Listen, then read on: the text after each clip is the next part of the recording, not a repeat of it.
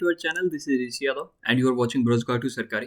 पहली बात आपको बता दें कि अगर आप एसएससी, किसी गवर्नमेंट एग्जाम की, बैंक की, रेलवे की या किसी भी गवर्नमेंट एग्जाम की प्रिपरेशन कर रहे हैं तो ये वीडियो आपके लिए बहुत बहुत ज़रूरी है, क्योंकि इस वीडियो में जो हम लोग डिस्कस करने वाले हैं वो हम लोग किसी भी एग्जाम, किसी भी कॉम्पिटिटिव एग्जाम, मोस्ट प्रोबेबली जिसकी हम बात करते हैं वो एसएससी की, उस एग्जाम के पैटर्न को, उस पूरे सिलेबस को डीपली समझने वाले हैं। अब बेसिकली हम लोग सिलेबस को भी डीपली समझने वाले हैं। अभी मैं एग्जाम पैटर्न की बात नहीं कर रहा हूँ, क्योंकि एग्जाम पैटर्न की अगर बात करेंगे तो हर एग्जाम का पैटर्न अपना अलग होता है। आपका सीजीएल का अलग होता है, एमटीएस का अलग होता है, और ऐसे कर करके बैंक, रेलवे सबका अलग होता है। बट आज जो हम लोग बात करने वाले हैं, हम लोग बात करने वाले हैं सिलेबस की, क्योंकि सिलेबस आपको मोस्टली हर जगह सेम ही देखने को मिलेगा। आपको मैथ्स में अर्थमेटिक देखने को मिलता है, एडवांस देखने को मिलता है, कौन कौन से टॉपिक्स होते हैं, कहाँ से क्वेश्चन आते हैं, वो सारी चीज़ मैं आपको बता दूंगा। दूसरी चीज़, मैथ के साथ आपको रीजनिंग देखने को मिलेगी। रीजनिंग में कौन कौन से टॉपिक से क्वेश्चन आते हैं वो भी देखने को मिलेगा। तीसरी चीज़, आपको इंग्लिश देखने को मिलती है, ग्रामर आता है, वोकैब आता है। चौथी चीज़, आपको जीके देखने को मिलेगी, जिसको हम लोग स्टैटिक जीके भी बोलते हैं। वहाँ पे स्टैटिक जीके भी देखने को मिलती है। साथ में आपको जनरल स्टडीज़ भी पढ़नी पड़ती है, और साथ में करंट अफेयर्स भी करने पड़ते हैं, क्योंकि करंट अफेयर आजकल बहुत ज़्यादा इस पोर्शन को कवर कर रहे हैं।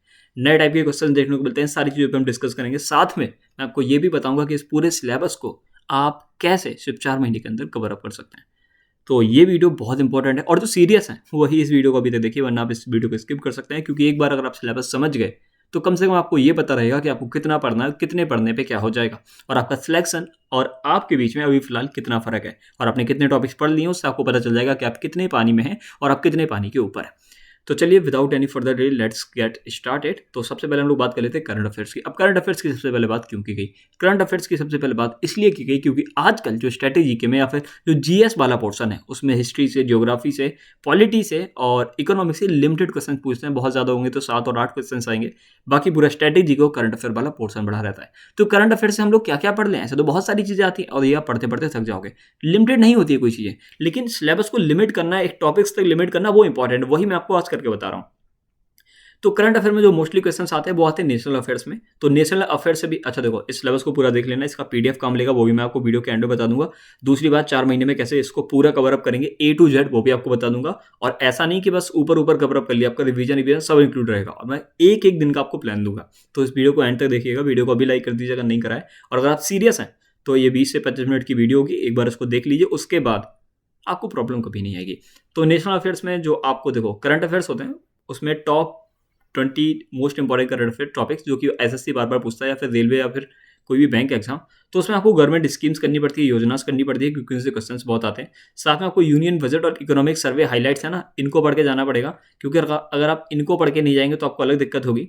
न्यू अपॉइंटमेंट्स जो आपने देखा होगा ना, इंडिया और इंटरनेशनल के नए गवर्नर्स बन गए, नए चीफ जस्टिस बन गए, चीफ मिनिस्टर्स बने, सीओस बने, तो इनको आपको थोड़ा देखते रहना होता है। इंपॉर्टेंट डेज एंड थीम, ये बहुत इंपॉर्टेंट होता है। आपको पता होगा जब आप स्ट्रेटेजी के पढ़ते हैं तब भी आपको ये पोर्शन पढ़ना पड़ता है। सेम में जो आप देख रहे हो, ये सारे टॉपिक्स बहुत इंपॉर्टेंट होते हैं। अगर देखो, और इन टॉपिक्स को पढ़ना कभी, एक बात याद रखिए, सबसे पहले जो आपको मेन प्रायोरिटी देनी है वो आपको जनरल स्टडीज़ को देनी है। कि पहले सारा का सारा आप कोशिश करेंगे कि हिस्ट्री एक बार डेप्थ में कवर हो जाए, एक बार ज्योग्राफी हो जाए, एक बार इकोनॉमिक्स हो जाए, एक बार पॉलिटी हो जाए।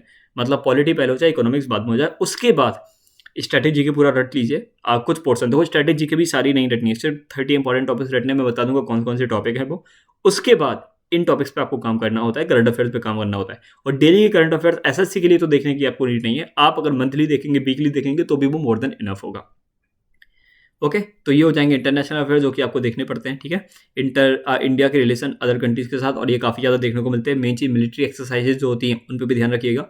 नोबेल प्राइजेज जो अभी आज का मतलब रिसेंट में मिले, उन पर ध्यान दीजिएगा अगर आप ये सारी चीज़ें कर रहे हैं तो। Sports and game, major sport tournament, ये सारा आप देख लीजिए। Science, defence and tech. तो बेसिकली मैं सिलेबस को समझा नहीं रहा हूँ, मैं आपको बता रहा हूँ कौन कौन सा सिलेबस है। पूरा पीडीएफ आपको मिल जाएगा, आप रीड कर सकते हैं और समझ सकते हैं। बैंक एंड इकोनॉमी से भी आपको काफ़ी क्वेश्चन देखने को मिलेंगे, जो बेसिक टर्म है, जैसे repo rate, inflation, new bank merges, digital रूपी, यूपीआई, सीबी, आरडीसी। तो ये सब देखो, आप अगर इकोनॉमिक्स पढ़ेंगे ना तो वहाँ पे ये सारी चीज़ आपको मिल जाती है। बट इन्हीं से बार बार क्वेश्चन पूछते हैं करंट अफेयर से रिलेटेड, करंट इवेंट से रिलेट करके, तो ये आपको पढ़ने होते हैं। बाकी मैं आपको बता दूं, ये मेरा पर्सनल नंबर है। आप यहाँ पे सीधा मैसेज करके, मतलब व्हाट्सएप पे मैसेज करके मुझसे कोई भी चीज़ पूछ सकते हैं कि आपको ये सिलेबस कैसे करना है, या कोई भी अगर आपको डाउट है तो आप यहाँ पूछ सकते हैं वीडियो से रिलेटेड। फालतू मैसेज प्लीज़ मत करिएगा, कॉल मत करिएगा।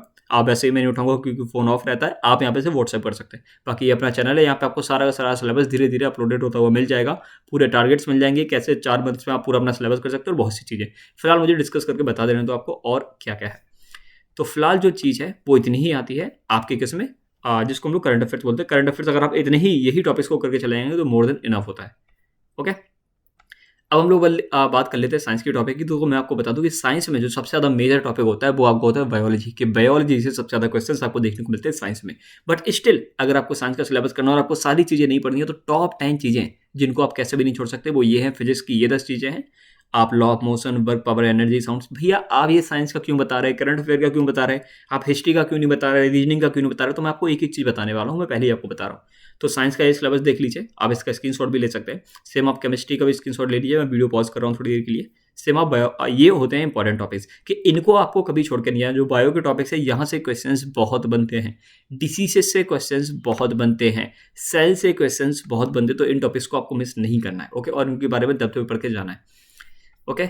उसके बाद जो आपका सिलेबस आ जाता है वो है स्टैटिक जीके का, जो कि मैंने आपको बताया था। स्टैटिक जीके से बहुत बहुत बहुत भर के क्वेश्चंस आते हैं। तो इंडियन हिस्ट्री में आपका एंशिएंट इंडिया हो जाएगा, वैदिक पीरियड, हड़प्पन सिविलाइजेशन, और यही जीएस का सिलेबस होता है। अब हम आपको डेप्थ में भी बता देंगे कि इंडियन हिस्ट्री में क्या पढ़ना है, इंडियन ज्योग्राफी में क्या पढ़ना है। स्टैटिक जीके बेसिकली वो चीज़ होती है जो कहीं ना कहीं चेंज ना हो, है ना, कि ये चीज़ हो चुकी है तो हो चुकी है, वो समझ लो आप। तो स्टैटिक जीके ही ये सारा होते हैं। जीएस वाले पोर्शन, जीएस होता है जनरल स्टडीज, जनरल स्टडीज के जितने भी पार्ट होते हैं, जनरल स्टडीज जो सब्जेक्ट होता है उसमें स्टैटिक जीके काफ़ी होती है। तो स्टैटिक जीके में अगर आपको पढ़ना है तो आपको इंडियन हिस्ट्री ही तो पढ़नी है, इंडियन ज्योग्राफी ही तो पढ़नी है, इंडियन पॉलिटी, इंडियन इकोनॉमी तो पढ़नी है। बट ये जो जनरल साइंस है जो भी ऊपर देखे तो वो भी पढ़ना है। अब ये हो गया स्टैटिक, जिसको आप लोग असली में जनरल नॉलेज बोलते हो, ये पार्ट, ये देख रहे हो ये वाला।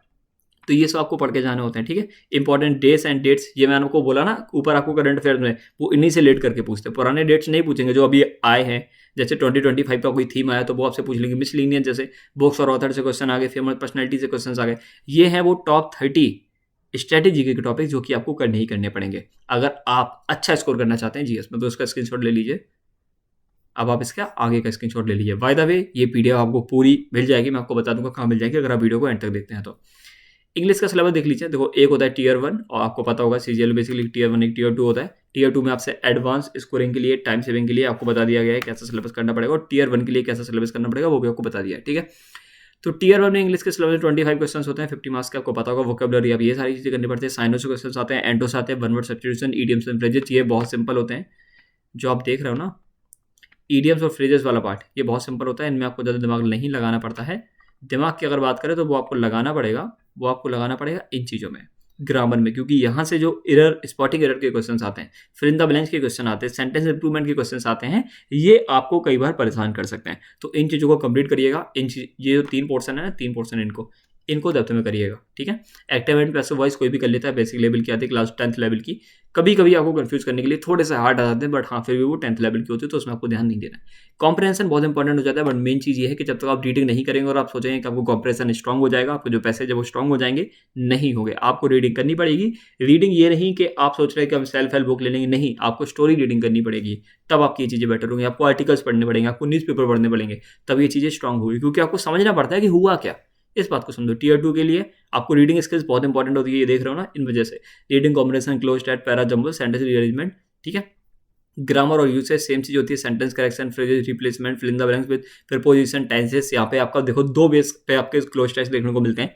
एक आपका क्या होता है जिसमें वोकैब फिल करनी होती है, एक आपका क्या होता है जिसमें आपको क्या बोलते हैं, ग्रामर वाले फिल आते हैं। तो दोनों बहुत इंपॉर्टेंट होते हैं, आपको क्लोज टेस्ट की बहुत प्रैक्टिस करनी पड़ती है, क्योंकि ये भी बहुत ज़्यादा देखने को मिलते हैं। तो इनको भी आप लोग इग्नोर नहीं कर सकते हैं। वोकेबलरी का पार्ट है तो वोकेबलरी तो सेम ही होती है, बट यहाँ पे थोड़ी एडवांस्ड आती है। जो एडवांस साइनो एंटो है उनको आपको यहाँ पढ़ना होता है, ठीक है।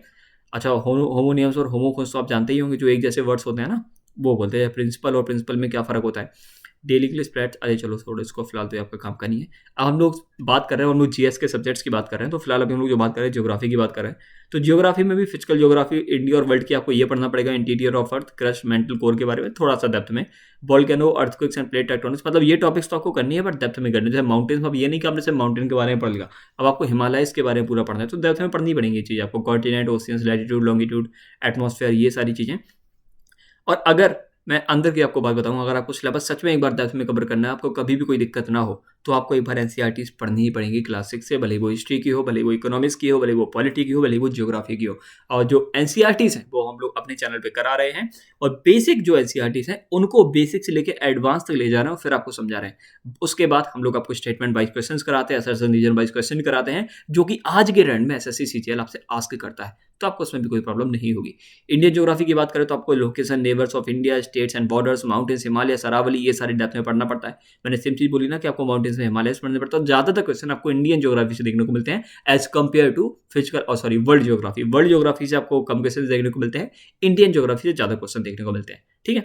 बट फिलहाल इन्होंने जो ज्योग्राफी का कोर्स है वो 3 चीज़ों में, मतलब 4-5 चीज़ों में बांटा हुआ है। यहाँ पे देखो physical geography of India and world के पहले फिजिकल ज्योग्राफी में बांट दिया इंडिया और वर्ल्ड की, फिर इंडियन ज्योग्राफी अलग से बता दिया। रिसोर्सेज इन इंडिया होता है उनका mineral, agriculture, industries, power, resources, इनके हिसाब से सिलेबस अलग बांटा है। वर्ल्ड ज्योग्राफी का जो बेसिक होता है कि आपको कॉन्टिनेंट, ओशियंस, मेजर माउंटेन जैसे रॉकीज हो गए, इंडीज हो गए, इनके बारे में आपको आना चाहिए। सहारा, एटाकामा, गोबी, जैसे गोबी डेजर्ट आपको मंगोलिया वाटर में देखने को मिलता है ना, और ये कोल्ड डेजर्ट है, तो ये सारी चीज़ें आपको आनी चाहिए।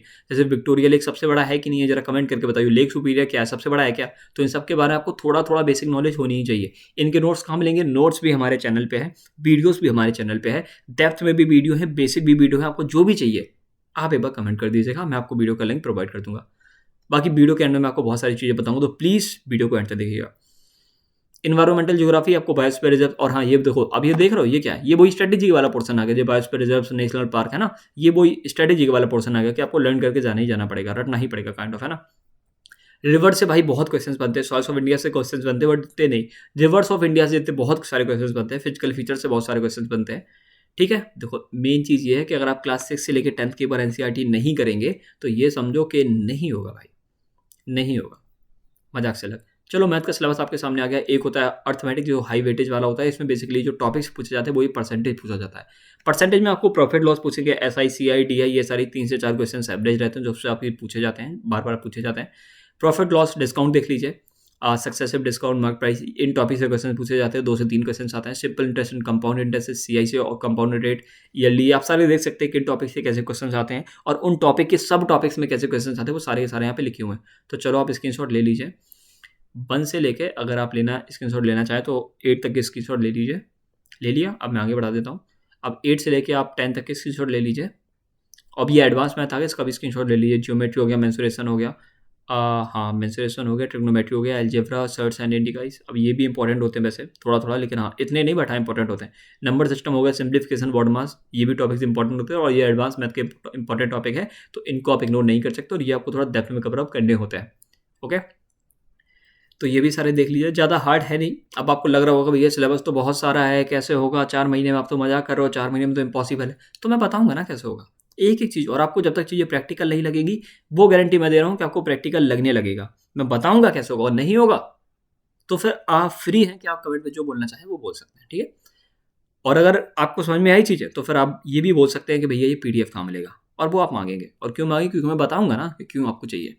पॉलिटिकल सिलेबस देख लो, ये टॉपिक इंपॉर्टेंट है। प्रीएम्बल आपको आना चाहिए, फंडामेंटल राइट्स के बारे में पता होना चाहिए, DPS भी जानना चाहिए, फंडामेंटल ड्यूटीज, आर्टिकल 51, ये सारी चीज़ें। द प्रेसिडेंट क्या होता है, prime minister, council of minister क्या होता है, पार्लियामेंट क्या होता है, सुप्रीम कोर्ट और जुडिशरी क्या होता है। अब इसके बारे में ये सारी चीज़ें जाननी है। देखो इन टॉपिक्स के बारे में ये सारी चीज़ें जाननी है। गवर्नमेंट एंड स्टेट एग्जीक्यूटिव, अभी देखो लिखा है ये 4 आउट ऑफ 5 स्टार इंपॉर्टेंट, मतलब इसकी इंपॉर्टेंस है वो इतनी नहीं है, बट इंपॉर्टेंट है। तो ये देख लो आप, चीफ मिनिस्टर और स्टेट काउंसिल ऑफ मिनिस्टर, इनसे क्वेश्चन आते हैं, बट बहुत लिमिटेड क्वेश्चन आते हैं। बस आप चीफ मिनिस्टर लर्न कर लीजिए, स्टेट काउंसिल मिनिस्टर लर्न करने की नीड है नहीं, वरना आप चीफ मिनिस्टर और उनके 22 चीफ मिनिस्टर, ये मतलब इतना ज़्यादा देते हैं, आपको जानने की नीड नहीं होती। पंचायती राज सिस्टम भाई बहुत इंपॉर्टेंट होता है, मजाक से अलग, इससे बहुत क्वेश्चन आते हैं, ठीक है। इमरजेंसी प्रोविजन भी तो ठीक ही है, बट जो पंचायती राज सिस्टम वो थोड़ा इंपॉर्टेंट हो जाता है, ठीक है। अमेंडमेंट्स ऑफ द कॉन्स्टिट्यूशन बहुत क्वेश्चन आते हैं, ठीक है, देख लीजिएगा। इकोनॉमिक्स भाई ये भी एक मेजर टॉपिक है, मेजर सब्जेक्ट है, तो उससे भी क्वेश्चंस देखने को मिलते हैं। बेसिक कॉन्सेप्ट्स ऑफ इकोनॉमिक्स आपको आने चाहिए। डेफिनेशन क्या होती है इकोनॉमिक्स की, गुड्स एंड सर्विस क्या होता है, डिमांड एंड सप्लाई क्या होता है, यूटिलिटी क्या होता है, GDP, GNP, NDP, NNP, ये सब क्या होता है। और अगर आप मतलब कॉमर्स से बैकग्राउंड से हैं तो आपको ये सारी चीज़ें समझ में आ रही होंगी, क्योंकि ये ज़्यादा चीज़ें होती नहीं है। और अगर आप कॉमर्स के बैकग्राउंड से तो आपको ज़्यादा इसमें दिक्कत नहीं आएगी, बस 12th का अगर आप पढ़ लेंगे तो वो मोर देन इनफ हो जाएगा आपके लिए। इंडियन इकोनॉमी को समझने के लिए सेक्टर्स क्या होते हैं इंडियन इकोनॉमी के, नेशनल इनकम क्या होती है, इकोनॉमिक प्लानिंग क्या होती है, poverty and unemployment, sustainable development, ये सारी चीज़ें आपसे पूछी जाती है। मनी एंड बैंकिंग बहुत इंपॉर्टेंट टॉपिक है ये उनके लिए जो कि बैंक की तैयारी कर रहे हैं। आपको इन टॉपिक्स में महारत हासिल करनी पड़ेगी, इस चैप्टर को आपको बहुत ज़्यादा डेप्थ में पढ़ना होता है। सेम चीज़ जो बैंकिंग वाले हैं उनको गवर्नमेंट बजट और फिजिकल पॉलिसीज़ के बारे में बहुत ज़्यादा पढ़ना पड़ता है। आप ये समझ लो कि अगर आप गवर्नमेंट की तैयारी अगर आप बैंकिंग की तैयारी कर रहे हैं तो आपको इकोनॉमिक्स पर ज़्यादा ध्यान देना होगा। Okay, economy reforms and globalisation. Globalisation क्या आपको पता होगा, LPG 1991 में हुआ था, लिबरलाइजेशन, प्राइवेटाइजेशन, ग्लोबलाइजेशन आया था। अब ये होता क्या उसके बारे में भी आपको जानने को मिलेगा अगर आप पढ़ेंगे तो, ठीक है।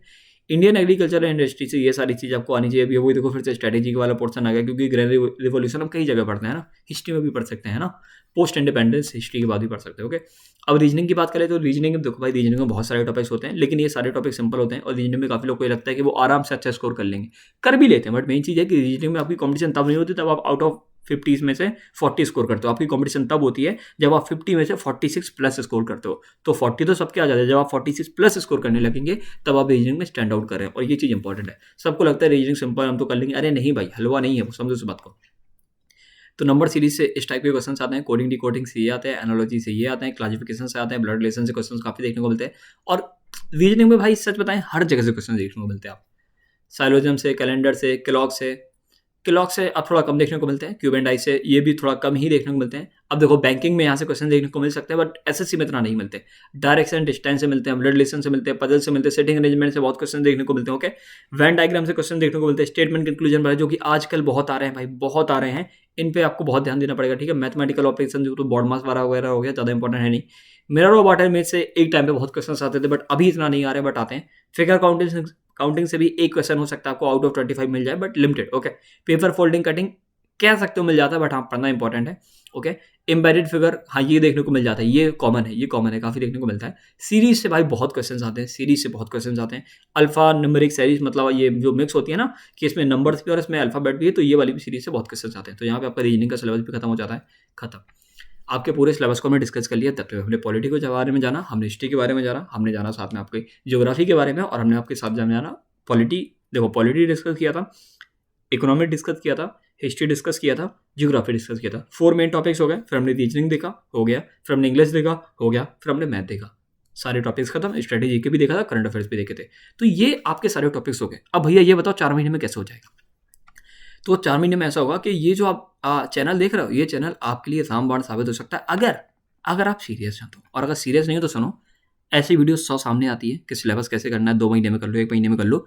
मजाक है वो। 2 महीने में सिलेबस कोई नहीं करवा पाएगा, 1 महीने में सिलेबस कोई नहीं करवा पाएगा, 4 महीने में सिलेबस कोई नहीं करवा पाएगा। तो भैया आप कैसे करो? मैं बता रहा हूँ ना। करवाने वाले 1 महीने भी करवा देंगे, अगर आपका पूरा सिलेबस है और आपको रिवाइज करना है तो मैं करवा सकता हूँ रिवीजन आपका 1 महीने के अंदर। बट अगर आप ये सोच रहे हैं कि सिलेबस भी नहीं हुआ है, हो भी जाए, तो आपको कम से कम 4 महीने देने पड़ेंगे। और कैसे देने पड़ेंगे वो मैं देख लेता हूँ, ठीक है। उस पर आपको नहीं सोचना है। तो उसके लिए हम लोग जो लाए हुए थे, वो हम लोग लाए थे 365 डेज चैलेंज। और उस चैलेंज के अंदर मैंने आपको क्या बोला था कि आपको सितंबर से चैलेंज स्टार्ट हुआ था। आपको सुबह 4 बजे उठना पड़ता था। आप 4:20 पे भी उठ सकते थे। 4:20 से आपको गुड मॉर्निंग टेलीग्राम पे मैसेज करना पड़ता था। ये आपका मॉर्निंग रूटीन होता था, 10 मिनट का डीप मेडिटेशन, ये सारी चीज़ें।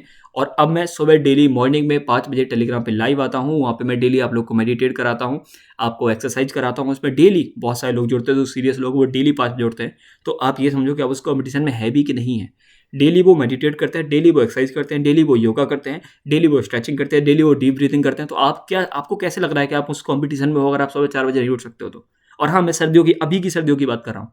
अब तो वैसे मैंने टाइमिंग 5 AM कर दी है, बस धीरे धीरे हम लोग दोबारा 4 AM पे जाएंगे। ओके, तो इसको जरा एक बार स्क्रीनशॉट ले लीजिएगा, पूरा आपको PDF मिल जाएगा। आप 4 महीने में टारगेट्स कैसे करेंगे? तो मैंने एक दिन के टारगेट सेट किए थे। और स्टार्टिंग में जब लोग थे, बहुत सारे लोग इस टारगेट्स को फॉलो कर रहे थे, और काफ़ी लोग का अब जो सिलेबस है वो मोर देन 75% हो चुका है। अभी मैं नवंबर की बात कर रहा हूँ कि ये जो स्टार्ट हुआ था सितंबर को, और नवंबर आते आते बहुत लोग के बहुत सारे टारगेट्स हो गए। अब जैसे सितंबर 1 को मंडे था, तो सितंबर 1 के ये टारगेट्स थे जो कि लोगों को करने हुए थे। उनको एनसीईआरटी क्लास से चैप्टर 1 पढ़ना था हिस्ट्री में, और उसके लेक्चर्स लेने थे। और मैं आपको बता दूं कि अब ये सारा का सारा अपने चैनल पे अवेलेबल है, ठीक है। और यहाँ से आपको डीप अंडरस्टैंडिंग लेनी थी, और 4 महीने के अंदर सब हो जाएगा आपका, ठीक है। हो जाएगा, मतलब हो जाएगा। अगर आपको लग रहा है कि मजाक कर रहे हो सर, ऐसा थोड़ी होता है, 4 महीने के अंदर किसका सिलेबस होता है, तो अगर आप कहेंगे एक बार टेलीग्राम ज्वाइन कर लेना, एक बार व्हाट्सएप ग्रुप ज्वाइन कर लेना। उसमें 600-700 लोग होंगे व्हाट्सएप ग्रुप पे अपने। आप बॉयज़ का अलग है, गर्ल्स का अलग है। टेलीग्राम पे भी हम लोग के लगभग 700-800 लोग हैं, मेंबर्स हैं, और वो लोग भाई अच्छी मेहनत कर रहे हैं। तो एक बार ज्वाइन कर लेना। अगर आपको डिसिप्लिन चाहिए लाइफ में, अगर आपको कॉन्फिडेंस चाहिए लाइफ में, और अगर आपको लग रहा है कोई सपोर्ट करने वाला मिल जाए, कोई धक्का मारने वाला मिल जाए, किसी के सामने अकाउंटेबल हो जाए, तो इस चैलेंज के अंदर आपको डेली मुझे बताना होता है कि आपने सारे टारगेट्स कंप्लीट किए कि नहीं किए। आपको डेली मुझे बताना होता है कि सुबह आप कितने बजे उठे थे। आपको डेली मुझे बताना होता है कि दिन भर में आपने कितनी पढ़ाई करी। आपको डिजिटल वेलबींग का स्क्रीनशॉट भेजना पड़ता है। आपको साथ में ये भी बताना पड़ता है कि दिन में कभी कोई सिलेबस कंप्लीट करने में कोई प्रॉब्लम आई हो, कोई PDF ना मिला हो, कोई वीडियो ना मिला हो, तो सारा मैं सेंड कर ही देता हूँ। बाकी आपको अकाउंटेबल मेरे सामने रहना पड़ता है। अब भैया आप कौन हैं जो आपके सामने अकाउंटेबल हैं? भाई मैं बस उस चैलेंज को लाया हूँ, उसको इम्प्लीमेंट किया है, उसको आप बेटर कर पाएँ बस ये। मैं कहीं सिलेक्टेड नहीं हूँ, मैं पहले ही बता देता हूँ। मैंने कोई महारत हासिल नहीं करी है, मैंने कभी सिलेबस को पूरा नहीं करा है। बट मैं आपको बता सकता हूँ वो रास्ता क्या है और मैं आपको उस रास्ते पे चला भी सकता हूँ। मेहनत आप ही को करनी है और उसी रास्ते पे मैं ये नहीं कह रहा हूँ कि भाई मैं फ्रॉड हूँ, मैं फ्रॉड कर रहा हूँ कि नहीं कर रहा हूँ, वो आप चैनल पे देख लीजिए जाके।